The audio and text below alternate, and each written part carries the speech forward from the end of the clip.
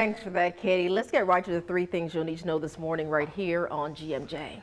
All right, the biggest question for thousands of you, how about schools? Will they be canceled this week? The four biggest counties in our area still have not, let me emphasize, have not made that call. Duval County Schools says they're going to make a decision by noon today. We will, of course, have the latest for you there. We're also waiting on word from St. John's, Clay, and Nassau County Schools. Now, as for schools who have made the call, Putnam and Baker counties will be closed starting tomorrow through the end of the week. Columbia County will have virtual classes Wednesday and be off Thursday and Friday.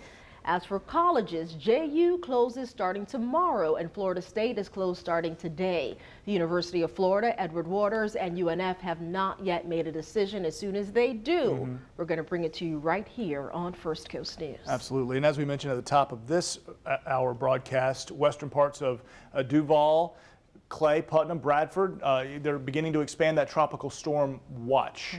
Now, we knew the coastal areas had been under the tropical storm watch, but now it's expanding even further west. That means those areas could experience tropical storm force winds and rain within the next 48 hours. And of course, losing power is a possibility with those strong winds.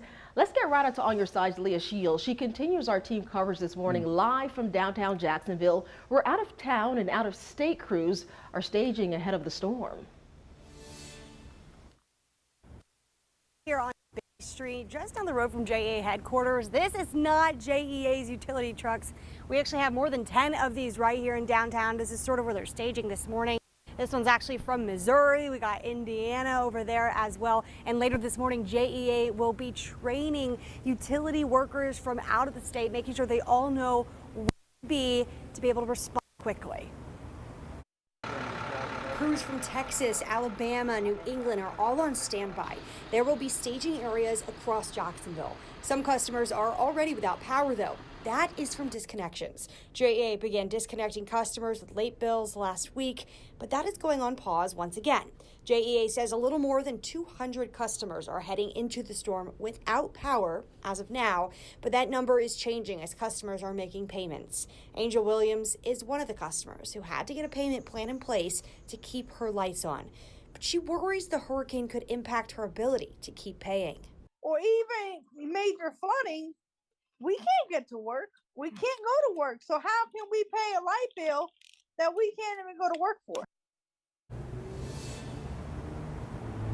JEA disconnections are suspended until after the storm moves out of our area, but that's only going to be a few days, guys. So if you are facing disconnections, make sure you do still work on getting a payment plan approved or paying that bill in full, because like I said, it's only delaying this for a few days.